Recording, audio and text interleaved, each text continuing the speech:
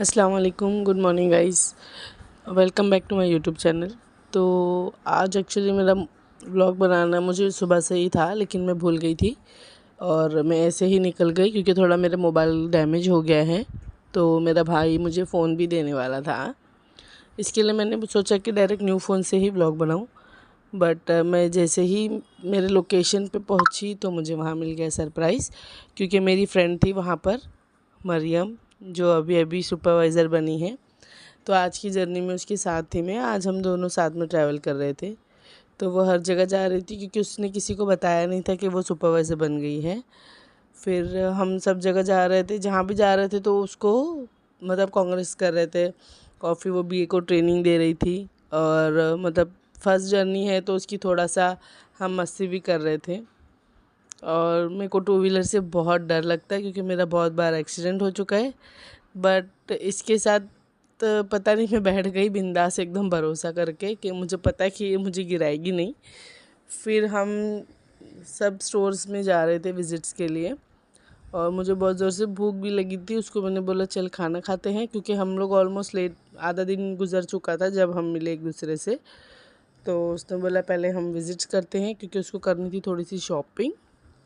मतलब जो ब्रांड्स में मैं हूँ उसको शैम्पू एंड कंडीशनर चाहिए था। तो उसने बोला पहले हम जाते हैं, प्रोडक्ट लेते हैं, उसके बाद हम खाएंगे। फिर हम एक स्टोर में पहुँच गए, ब्यूटी स्पॉट जो था थाना में। वहाँ पे से हमने उसके लिए शॉपिंग की, फिर हम निकल गए। फिर मैं यहाँ पर देख रही थी कपड़े, क्योंकि अभी होने वाली मेरी भतीजी की शादी, उसके लिए टाइम बाकी है 10 महीने। तो मैं उसको वही मस्ती कर रही थी। मैंने बोला यहाँ पे कपड़े बहुत अच्छे मिलते, बोलती चुपचाप चल यहाँ पे।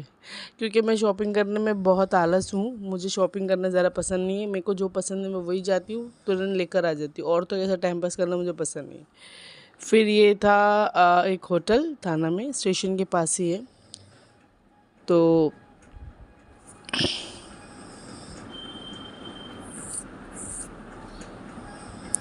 फिर हमने मंगाई मेंदू वड़ा, इडली और डोसा। मेंदू वड़ा आने टाइम लग रहा था। फिर हमने फटाफट खाकर निकल गए वहाँ से और वापस चले गए दूसरे लोकेशन पे। मुझे कॉफ़ी पीना था, तो उसने बोला चल मैं एक जगह की कॉफ़ी पिलाती हूँ तुझे, बहुत फेमस है। अब ये ले रही थी रॉन्ग वे और यहाँ पर खड़े थे जो हवलदार लोग होते हैं वो लोग, पर उसको डर नहीं था ज़रा भी, फिर भी निकल गई। और मेरे को डर लग रहा था, मेरी फट रही थी, क्योंकि मैंने बोला कि भैया कहीं मेरे पैर पे कोई कुछ ना चढ़ा दे। क्योंकि जब आप रॉन्ग वे से जाते हो तो गाड़ी कैसा है, लोग एकदम स्पेस नहीं होता, एकदम घुसा घुसा कर लेकर जाते हैं। उसको मैं चिल्ला भी रही थी कि मध्यम थोड़ा सा संभाल के चल, पर नहीं सुन रही थी। वो बोलती तू चुपचाप बैठ। ये था सामने थाना स्टेशन। फिर हम दूसरे लोकेशन पे जा रहे थे, तो वो थोड़ा सा, उसको रास्ता भी नहीं पता था एक्चुअली थाना का। यहाँ पे एक्चुअली वो फर्स्ट टाइम आई है स्टेशन साइड, वरना वो हम लोगों का कैसा है, जैसे वो भी मेकअप आर्टिस्ट थी, मैं भी मेकअप आर्टिस्ट थी, हम बाद में सुपरवाइज़र बने, तो हम लोगों को कभी ट्रैवल नहीं किया था। लोकेशन पे जाते थे, लेकिन ये गाड़ी लेके बहुत कम जाती थी। फिर हम पहुंच गए न्यू स्टोर में।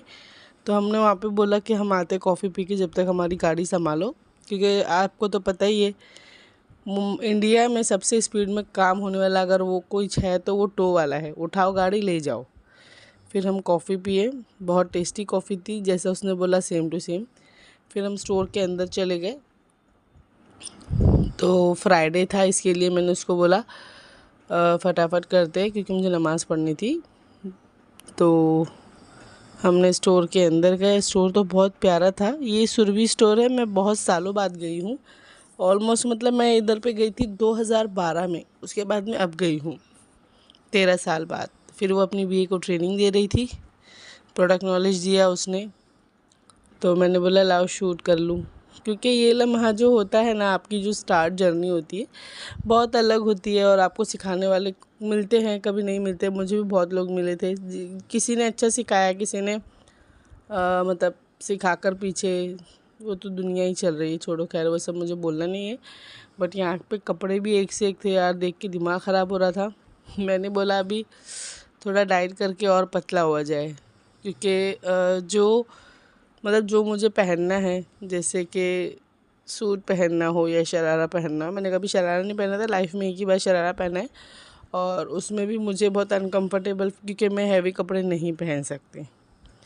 और यहाँ का ट्रैफिक से मेरा दिमाग ख़राब हो रहा था। फिर उसने मुझे बोला कि मुझे लेट हो रहा था, एक्चुअली मुझे जाना था साइन हॉस्पिटल, क्योंकि मेरी बहन की हालत सही नहीं थी, वो एडमिट थी साइन हॉस्पिटल में। तो मैंने उसको बोला कि मैं जाती हूँ, तो मैं निकल गई थाना स्टेशन पे। फिर मेरी ट्रेन थी जो ऑलमोस्ट मुझे जाना था, जिसमें वो आ गई। और फिर मैं बैठकर ट्रेन में उससे फ़ोन पर बात करने लगी। जैसे कि मैंने आपको बताया, मेरे फ़ोन का थोड़ा सा इश्यूज़ चालू है। एक्चुअली गिर गया था तो डिस्प्ले हिल गया है, और बार बार है ना फ़ोन हैंग हो रहा है। तो इसके लिए मेरे भाई ने बोला कि मैं फ़ोन देता हूँ, मेरा फ़ोन ले ले। सरप्राइज़ फ़ोन था वो मेरे लिए, क्योंकि अभी मैं आपको दिखाऊंगी आगे। फ़ोन के लिए मुझे जानना था, बट उसका पासवर्ड का कुछ इशू हो गया है, इसके लिए मैं उससे फ़ोन स्टार्ट ही नहीं किया मैंने फ़ोन। फिर मैं पहुंच गई माटुंगा स्टेशन, और मुझे फटाफट जाना था हॉस्पिटल, क्योंकि उसकी हालत बहुत क्रिटिकल है। एक्चुअली वो प्रेग्नेंट है, और उसको कैसा ऊपर का कुछ होता है, झपट वगैरह कुछ, वो हो गया था। हवा लगती है, क्या बोलते हैं उसको, मुझे आइडिया नहीं है। तो वो हो गया था उसको, जिसकी वजह से उसकी हालत क्रिटिकल हो गई थी। फिर मैं खड़ी तो मुझे टैक्सी नहीं मिल रही थी, इतनी गाली निकल रही थी मेरे मुंह से, क्योंकि टैक्सी वाले नज़दीक के भाड़े में जाते नहीं। फिर मैं गई घर पर, मेरा पैर दुख रहा था, तो मेरी भतीजी बोली लाओ बुआ मैं पैर दबाती हूँ। हाय ये बुआ भतीजी का प्यार, पता नहीं मेरे को इन लोगों में ना इतनी जान है ना यार, भाई के बच्चों में मैं बता नहीं सकती हूँ। वो लोग को देख के एक अलग सी खुशी आ जाती है। फिर मैं चली गई साइन हॉस्पिटल। यहाँ पर इतने खड्डे खोद के रखे थे कि अंदर जाने का रास्ता बंद था, तो हमने दूसरी जगह से गए। ऑलमोस्ट 7 बज गए थे मुझे हॉस्पिटल पहुँचते पहुँचते। और साइन हॉस्पिटल बोले तो बहुत रिस्की काम है यार, कोई कमज़ोर दिल वाला जा ही नहीं सकता है, क्योंकि इतने पेशेंट होते हैं आपके आजू बाजू के, आपकी हालत ख़राब होती। मेरे को तो वैसे तो देखने की आदत है, लेकिन मेरा दिमाग ख़राब हो गया था, मेरे को सर दुखने लग गया। एक लड़की थी बेचारी, बहुत उसकी कोई है नहीं, मतलब अगर आपको घमंड हो ना कोई चीज़ पे, या फिर आपका दिल रो रहा हो कोई चीज़ से, जैसे हम बोलते हैं ना कि मेरे पास कुछ नहीं, कभी कभी होता है लाइफ में कि ऐसा टाइम आता है कि हम उदास हो जाते हैं। ये मेरी बहन थी, इसका मैं फेस दिखा नहीं सकती थी। तो इसकी इंजरी हुई है, 7 मंथ प्रेग्नेंट है, डॉक्टर ने उसको बोला है रेस्ट करने के लिए, नहीं तो फिर प्रॉब्लम हो जाएगी। ये मेरा भाई है छोटू, वैसे मेरे 3 भाई है, ये मुस्तकीम सेकंड नंबर का है। फिर डॉक्टर आ गए थे, डॉक्टर से मैंने थोड़ी पंचायत की कि क्या करना है। तो इसको पहले भी एडमिट किया है, तो बिना बोले वो भाग गई थी हॉस्पिटल से। उसको वही चिल्लाया डॉक्टर ने कि थोड़ा रेस्ट करो करके। फिर मैं निकल गई माटुंगा स्टेशन पे, आधा घंटा ट्रेन लेट थी, पता नहीं क्यों, कुछ तो इश्यूज़ हुआ था, इसके लिए मुझे ट्रेन भी फटाक से मिल गई। मैं बैठ गई, फिर चली गई मुमरा के लिए निकल गई थी मैं मेरे घर जाने के लिए। और ये मुमरा है, रात के 12:30 बज रहे गाइस। आप 12:30 बजे आओ, 2 बजे आओ, गर्दी आपको ऐसे की ऐसे ही मिलेगी। क्लाइमेट भी बहुत अच्छा था रात का, तो मेरे को थोड़ा सा सुकून लगा, क्योंकि जो मेरा सर दुख रहा था वो हवा की वजह से मेरा थोड़ा सा मूड अच्छा हो गया, क्योंकि ठंडा मौसम तो ऐसा होता है कि सबका मूड अच्छा कर देता है। तो मेरी बहन को एक्चुअली थोड़ा सा प्रॉब्लम है, फिर डॉक्टर ने उसको बोला है कि 10 दिन रहो, आराम हो जाएगा इंशाल्लाह। आप लोग भी दुआ करो ताकि मेरी बहन जल्दी अच्छी हो जाए। घर का बड़ा होना बहुत दर्द की बात है, लेकिन अल्लाह ताला ये ज़िम्मेदारी बहुत कम लोगों को देता है। तो मेरे भाई बहन हो या मेरी मम्मी हो, किसी को कुछ होता है तो मेरा दिमाग ख़राब हो जाता है, मानसिक संतुलन खो देती हूँ मैं। फिर मैं घर आ गई, मेरा गुड्डू मुझे इतने प्यार से देख रहा था जैसे ही मैं घर में घुसी। तो एक्चुअली मैंने ना सुबह में उसको प्यार नहीं किया। मेरा फ्लफ़ी गुड्डू, कैटू, मेरी कैटू भी बैठी थी, खाना नहीं खाई उसने।